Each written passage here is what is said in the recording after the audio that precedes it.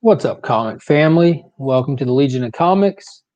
I'm not going to go through the normal opening spiel, but I will like to say make sure you like and subscribe to the channel and hit that notification bell so you're alerted when videos drop. I do have the 300 subscriber contest going on right now, and I will do the live giveaway tomorrow evening sometime. Not sure what time. As most people with a full-time job and 2 little kids know, time is relative. So as soon as I get a chance tomorrow, I'll hop on for a moment and do that. If you haven't already, be sure to go ahead and enter that giveaway.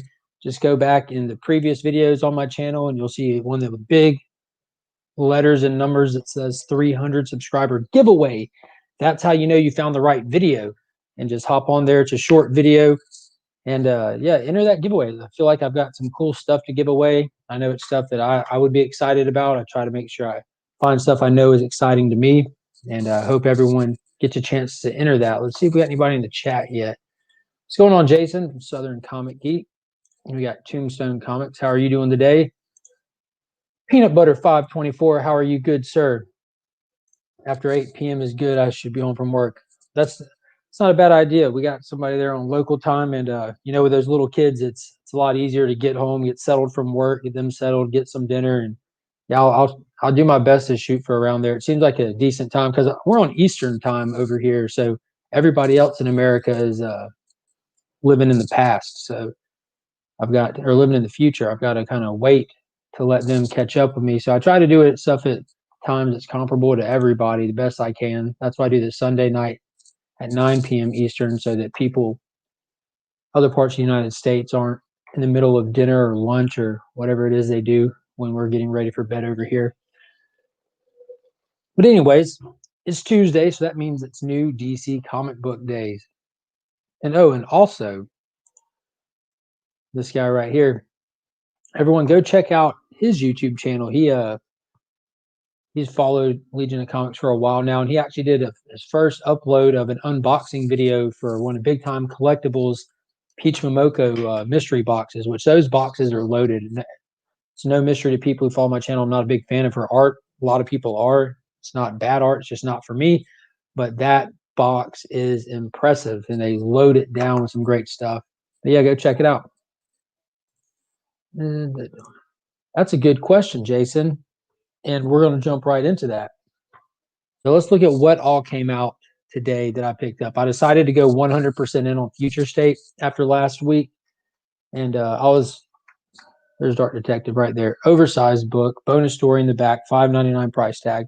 But I was over the top impressed with the titles that I picked up. And I left one on the shelf, and it was the Harley Quinn book. So I made sure that I went ahead and picked it up today after hearing new guys review on it and talk on it.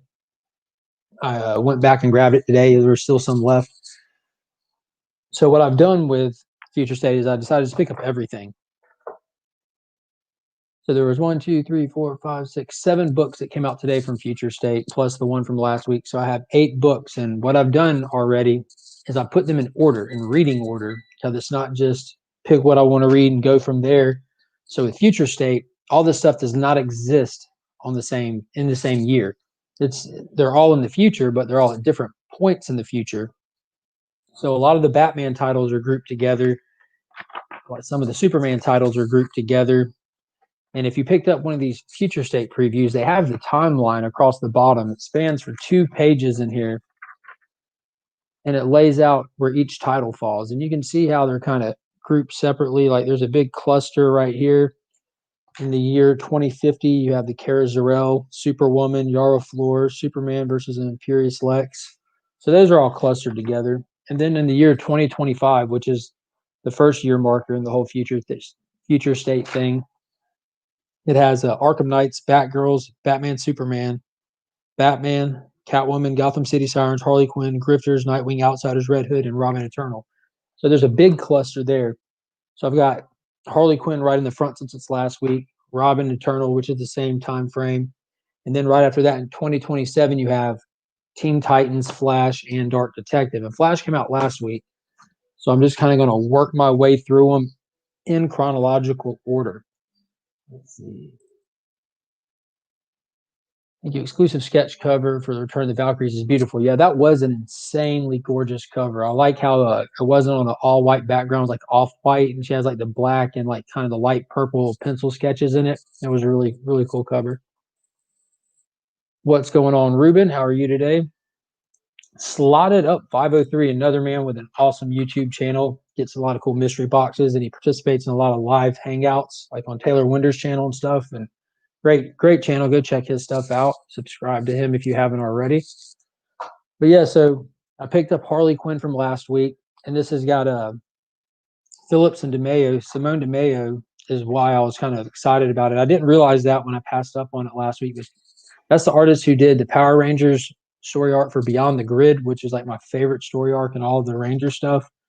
And she's also doing We Only Find Them When They're Dead. So her artwork looks great for space stuff. It's kind of perfect for it. So I was curious how it was going to translate into a city setting. And when I was flipping through it, it looks awesome. And that video, What is Future State? It's me, Ryan, and Burke Family 54 did recently.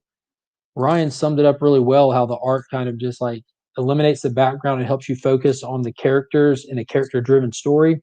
So somehow it works out really well. So I'm excited about checking that one out, diving into it here in just a little bit. And this Robin Eternal one seemed pretty cool. I think it's like the whole issue is supposed to be a heist in space, like a free fall heist. Not space, but in the sky, at least this issue, the way it was solicited. But I'm excited for it. The whole tagline is Tim Drake's dead, long live the Robin. So it looks like they're just doing crazy stuff in here. The art and the writing team that they got a lot of new talent for all of this. They got people that have worked in the movie industry, people that haven't worked in DC Comics before. There's people across the board. Like it's pretty crazy if you look at the resume of this new stable of artists that they have and writers. But it seems like so far it's a good fit. Like I was severely impressed. What is going on, Tapia's Family Unlimited Comics? That's Alex, the comic Vato himself. If you guys haven't already, go check out his channel. Subscribe to him. Got some really, really cool videos that's been going up lately.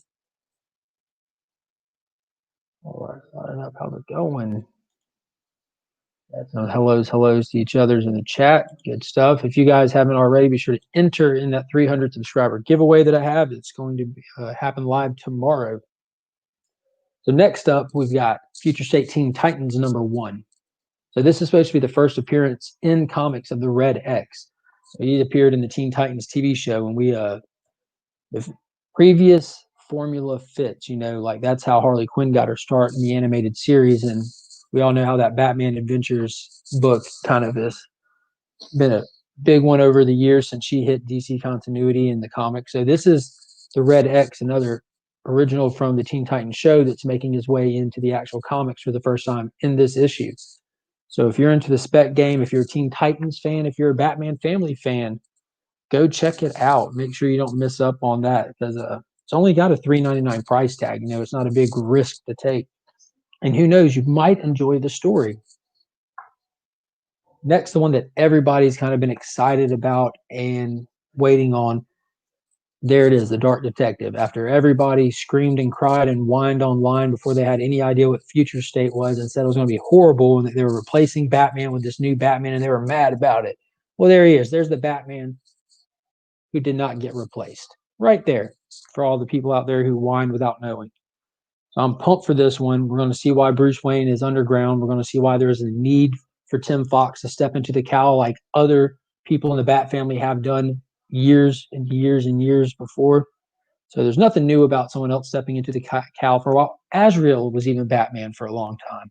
After Bane broke Bruce's back, I mean, come on. Dick's been Batman, and what was it? Batman 666. They showed that weird little future where Damian was Batman. So But there he is. There's Bruce, and this one is an oversized issue, $5.99. It has a bonus comic in the back for the Grifters, which that's a little weird because Dark Detective takes place in the year 2027. The Grifters takes place in the year 2025 with all the rest of the Batman titles so far. So we'll see about that.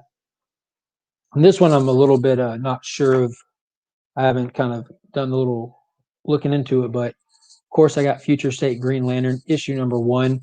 Very excited to get some Green Lantern stuff. Over this past year, especially during COVID, I went through the entire Jeff Johns run of Green Lantern from New 52 and stuff, even pre New 52. But it was just fun reading back through all that. So I'm kind of got the Green Lantern bug right now. So I'm excited to check this out. There's 2 bonus stories in the back of this one for Guy Gardner and Jessica Cruz, which is awesome. Now that's still only holding a $5.99 price tag, where the next Batman that had 2 bonus stories had a $7.99 price tag. And you can definitely feel the difference in these. There's 3 different size Future State books. You have the standard 30-something page count, then you have a 48-page count, and a 64-page count for the next Batman. So they do have those increased price tags, but you are getting more bang for your buck. And so far, a lot of those bonus stories were really good, like the Outsiders that they did for the next Batman was insane. Like the best 2-page splash from DC of last week came from there when it showed like 2 pages of a building. It was like you cut it right down the middle and you could see inside of it, and you just followed Katana through like a maze of mayhem and death as she was clearing this building to get to her target. It was awesome. All right, I'm excited to get the Future State issues. I did a video. I watched your Future State video. I watched that this morning first thing. Try to make sure I check out everybody's content. Absolutely, brother. Dude, Cyborg and Beast are together in the Teen Titans Future State. Yeah, I'm looking forward to the Teen Titans Future State to see what they do. I noticed on one of the covers that you have merges of a bunch of different characters. I think I saw like 2 or 3 characters that were kind of spliced together, laying on the ground, passed out with the red X above it. But we're going to see what they do.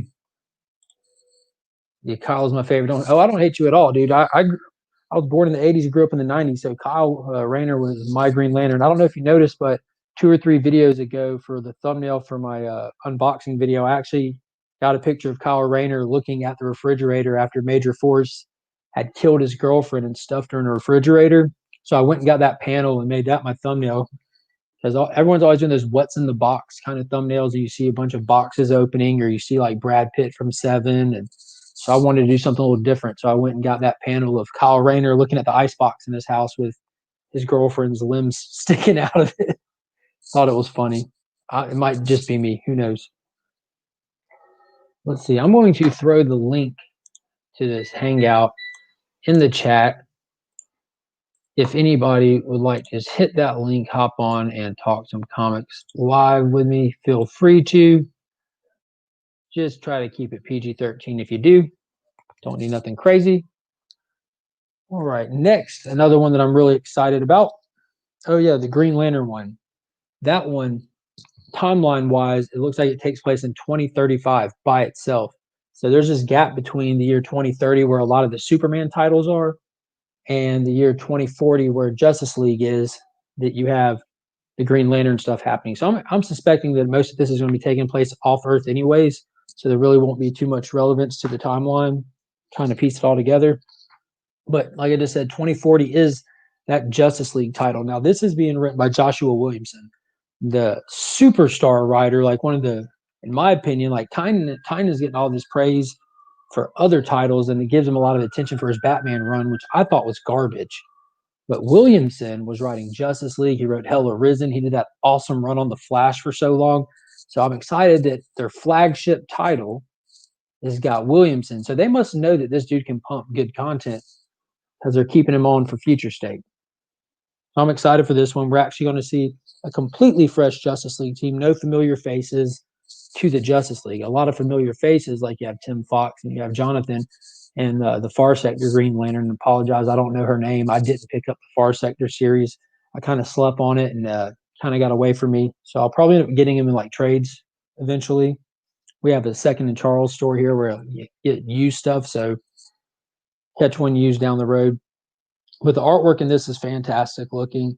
It's really clean, it's crisp, and it's got my boy in it. Already just flipping through, I see Etrigan, one of my favorite DC comic characters. Yeah, some of the, it looks like Williamson and V. So Rom V, the guy who wrote Swamp Thing, who did an amazing job writing Swamp Thing, is working on this together, which I'm even more excited about now. I caught this random interview. Like one of my buddies sent me a link saying that Rom V is live right now in an interview, and I jumped on and was able for a few minutes to sit in and listen. And he seems like he knows what he's doing. And he was talking about how, as a fan of the comics, he had to find a way to put his fanboy on the shelf and write objectively on these characters so that he wouldn't just be rehashing the same stories that he's loved growing up over and over again. And I thought that was a really cool aspect. Now, this is one that I was thinking about passing on, decided not to pass on because, again, I'm all in on Future State, across the board, 100%. It was the Kara Zor-El Superwoman title. Now, we saw Supergirl in Superman of Metropolis last week. And then we have Kara Zor-El Superwoman right here.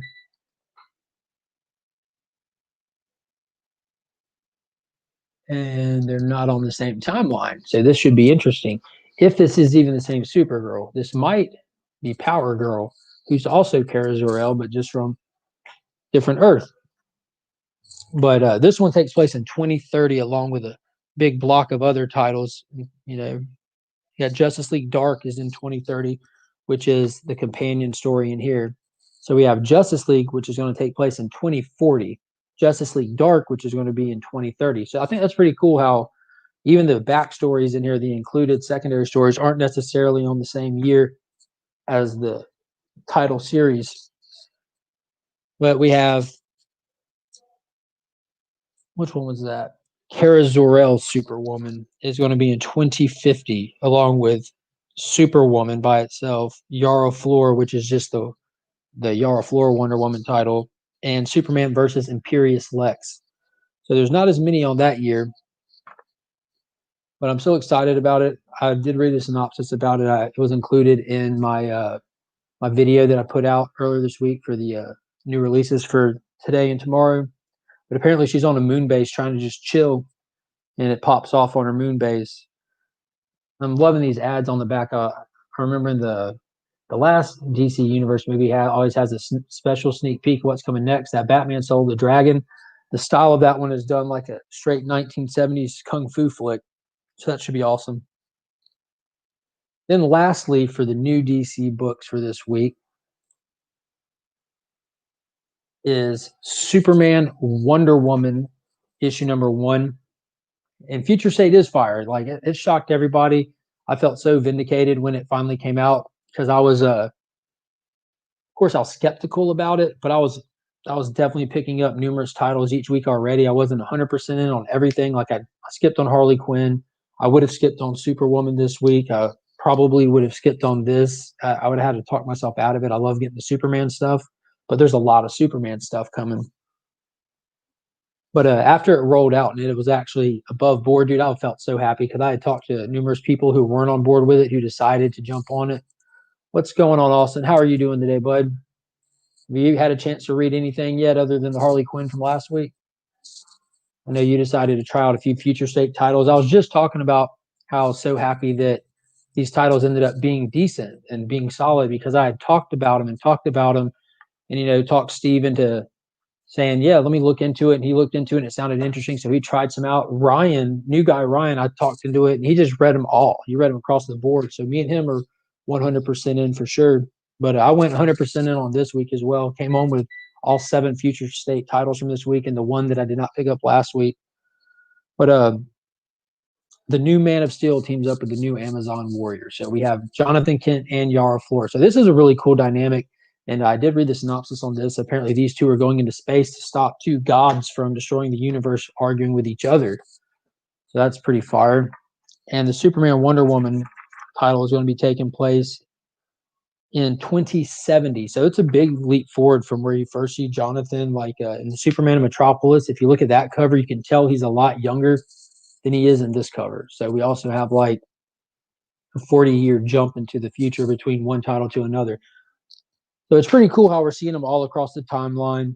So we're going to be able to see different iterations and different, like, I don't know, different attitudes, different skill sets from the same character. Like you can see how young he is there, no cape, not rocking it, and that's the same outfit more or less that he was rocking in Superman and Metropolis. And then right there, he's got the cape. Definitely looks older. So those were the Future State books from this week, kind of where they fall on the timeline. So like I said, I got them in reading order chronologically based on the Future State timeline, because I don't want to read that Superman Wonder Woman with him a lot older and refined and polished, where he was not like that at all in Superman from Metropolis, which is one of the cooler things for it. And then end up reading Justice League where he's younger, and I don't want to bounce back and forth like that if I don't have to. I'd rather read it in progression, and hopefully if these writers talk with each other at all, you might see where he makes mistakes, and you can see where he's learned from them in those later year titles, kind of polishes his skill set. Not quite. Batman and Swamp Thing are next on my reading list. Dude, I was talking about Swamp Thing was so good, especially if you've read the Alan Moore run from the 80s. You can see where Ram V, who wrote it, has definitely read that Moore run from the 80s and kind of tapped into some of that essence, the way Swamp Thing carries himself and kind of conducts himself as he's moving through his world. But yeah, I went back and picked up that Harley Quinn book after hearing Ryan talk about it being good, and you said you enjoyed it. And then yeah, Dark Detective is out this week. There's the big one that I'm excited to read. I just want to see what's going on with Bruce. Of course I do. And then I did pick up a few back issues, some stuff I just didn't want to pass up. I found Crisis on Infinite Earths #1 for in a great shape for really cheap, which that's the first appearance of the Blue Beetle, Ted Kord, in the DC universe. Back in the day, DC bought a bunch of different comic companies. They bought Fawcett years before this. They bought the Charlton characters. So Blue Beetle, Captain Atom, bunch of characters. Pretty much all of the characters that the Watchmen were based off of, DC ended up buying and bringing them into the DC universe, and they used this event to bring them in. So that was a good little low-key first appearance. And then I got Crisis on Infinite Earths #7. Boom. Got the Supergirl. And you can't beat like some 1980s George Perez art. It's hard to beat. And then there's Crisis on Infinite Earths #12, which is the first appearance of Wally West as the Flash. And you can see Captain Atom right there. So all those Charlton characters were well represented. And yeah, there's Captain Marvel, who was acquired by DC from Fawcett Comics. So it was really cool. It was a great time for DC to bring in all these new characters into their continuity. So they've been cleaning up their business end of things inside the continuity of their comics for a long time, which I think is really enjoyable. Let's see, we got 3 Jokers are on my list. Yeah, that was a dude. I was so mad when I finished that. It was a good book. Jason Fabok killed it on the art. Jeff Johns' writing was superb in it. I was mad with how much story was wasted on his beautiful art, which is a hard thing to balance, because the story, it played out well. The panel to panel work was amazing. I think I was just expecting something that wasn't there. It was such a low key, straight, perfect follow up to the Killing Joke, but I was expecting something cosmic, like talking about the reboots and the resets in the DC comics, and that's why there's 3 Jokers, blah blah blah. But going back and getting past my expectations and being able to check it out and look at it, I really did enjoy it. These Charlton books are good ones to hang on to. Those did not come from Dead Media, but I go there very regularly. Angel's a great guy. This one came from Dead Media. First cover appearance of The Abomination. And then I picked up The Defenders issue #10, not DC, but it's the only Marvel book I picked up today. You know, I'm always a hound for Hulk stuff, and that's that famous cover that you've seen recreated over and over again. It's on numerous trade paperbacks for the Incredible Hulk and Thor team up stuff. It's just a fantastic book, and I'm always trying to plug my Defenders run.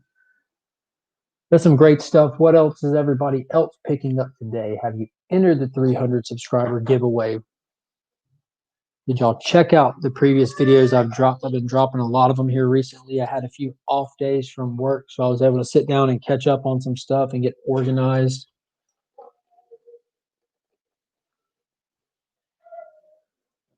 that you can check out Dead Media for everybody who's not here local with me and Hefe there. You can find them on Facebook. He's got an amazing shop. He gets some really great stuff in. Me personally, I like to go and look through old stuff more than new stuff and just wait to find that right thing at the right price. And last night I was able to find a couple of things at the right price as well. Yeah, I noticed that's been happening with a couple people. I know DJ Link's shop didn't get their DC stuff in last week at all, so he was still waiting on stuff to come in. He even went and hit up Midtown Comics and stuff. But I don't know what's going on with some of the local shops getting their stuff. I'm blessed that my LCS gets it on a Monday almost without failure, and it goes out immediately on Tuesday morning. Let's see, over the comics on Friday from Chrissy. And I'm also a Friday guy too, because I work on Wednesdays and I don't make it. So I go to the Augusta Book Exchange every Friday to pick up my Marvel and my indie books. But I'm off on Tuesdays and Fridays normally if we're not slammed, so it works out perfect. New comics are hit and miss on the West Coast. Is that a normal thing, Austin, or is that just kind of the current climate of things with the shipping and COVID? Speaking of shipping, I had Steve of Burke Family 54 mailed me a package out almost a month ago now, and it had been sitting in Mississippi since the 21st of December, and it hadn't moved. And we talked about it and everything, and he mentioned the idea of just filing a lost package claim and just getting the check from the insurance and on it. But it's an awesome package he sent me. And if you're a member of his channel, not just a subscriber, but if you join to the member tier stuff to his channel and you get the family tier member, you're entered every month to be on the list to win his Burke box, which is a awesome haul of comics that he loads with straight awesomeness. You'll get some spec books in there, some great read stuff in there, some variant games strong in there, just all kinds of cool stuff. And you get your name put on a wheel and he spins it once a month, and the winner gets a free box of comics. And there was a lot of cool stuff he had in there. He has sponsorship with the 616 Comics, so he had a couple of Turtle books and Ranger books that I did not have the covers for I wanted. But most importantly, he had an All-Star Batman #1 cover by John Romita Jr., who I'm a big fan of John Romita Jr., despite a lot of people not liking him. But it had the signature of Scott Snyder on it. Well, as Hefe knows, here locally, it's very easy for us to submit to CBCS, as one of our local comic shops is a CBCS hub, and we can just take them straight there, drop them off, and there's barely any price inflation on it at all. They fast track it, they insure all the stuff, and I just here last weekend submitted my first books for that signature authentication and verification process. I sent these San Diego Comic-Con Alex Ross exclusives for Immortal Hulk issue #20. And that's the trade dress Virgin set. It was actually different colors for the trade dress and the Virgin this time, which I thought was awesome. And I have them both signed. I sent those in. But that Burke box, signed by Scott Snyder, I really wanted that book. And that package, it had been sitting still since the 21st of December in Mississippi. And right before I went live, I got an alert that it's in Augusta right now. So that's awesome. A lot of good stuff. I did go on Kickstarter last night, and I backed this book right here. It's called Eden Sky, and this is issue #5, and that's covered by John Jang. Anyone who watches my channel knows I'm a big John Jang fan. He's actually been on my channel, came and hung out with me and Brent, and we interviewed him and just chit-chatted for a long time. But I collect all of his artwork, and unfortunately for me, who's kind of Kickstarter illiterate, 2 of his pieces have gone through Kickstarter now, and I have managed to back both the projects. So I'm in the process of the long waiting game for him now, but I'm happy to do it. Love collecting his art. And then another one last night I got my order in for was this new Image comic called Deep Beyond. This is issue #1, and this is a John Jang exclusive for it. I don't remember what shop that one was at. It's a nice book, but I got mine from Outcast Comics. I think it was Comics Elite was the other one. There was supposed to be a trade dress and Virgin set, but there was a mistake from Image Comics, and they did not print any of the trade dresses, which is a shame because they were nice. They looked good with the trade dress.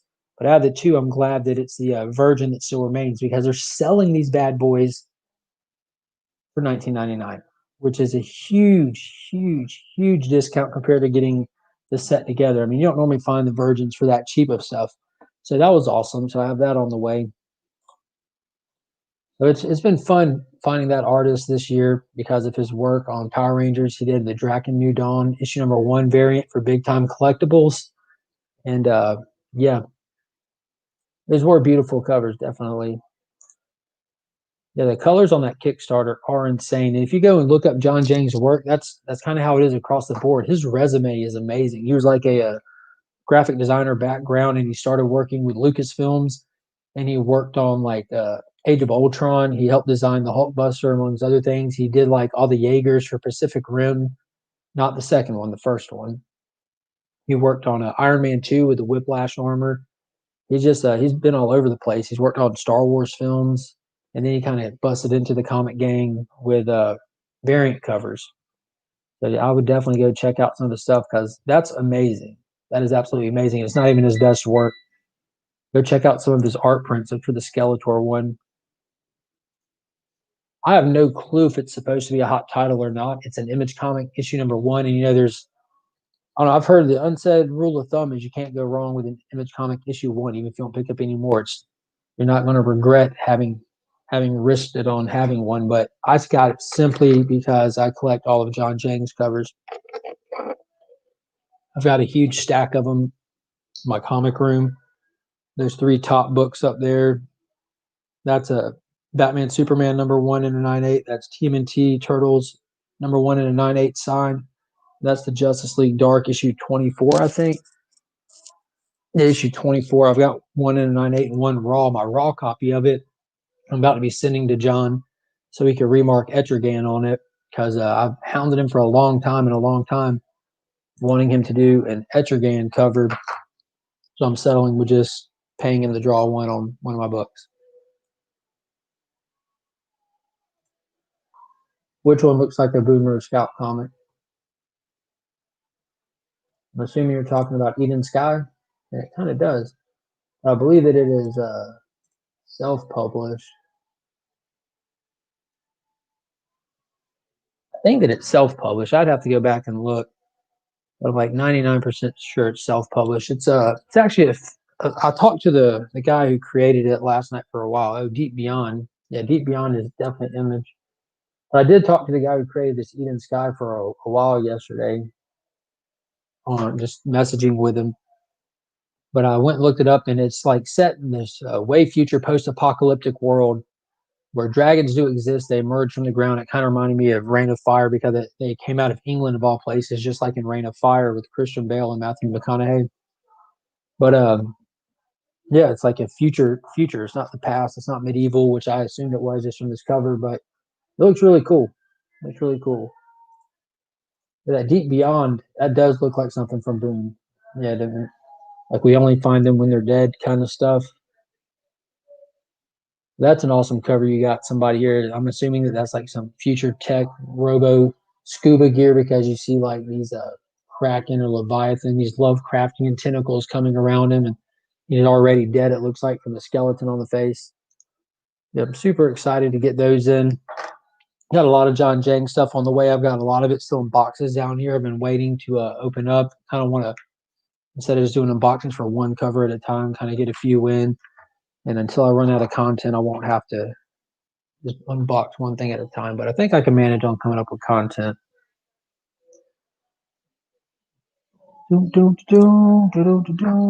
So yeah, guys, I don't know. I don't want to just drag you on here.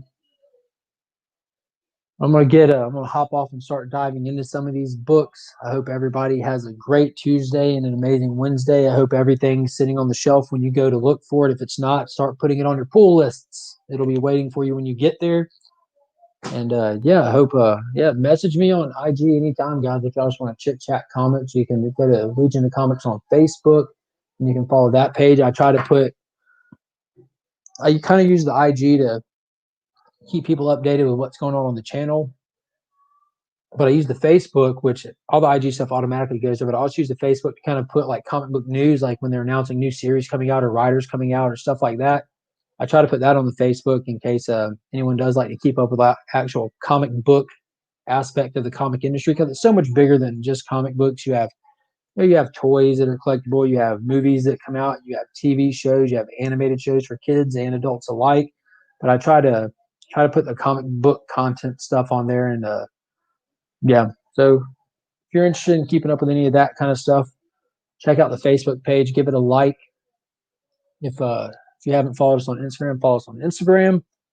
And as always, guys, I hope y'all have a good day. Remember, we are Legion.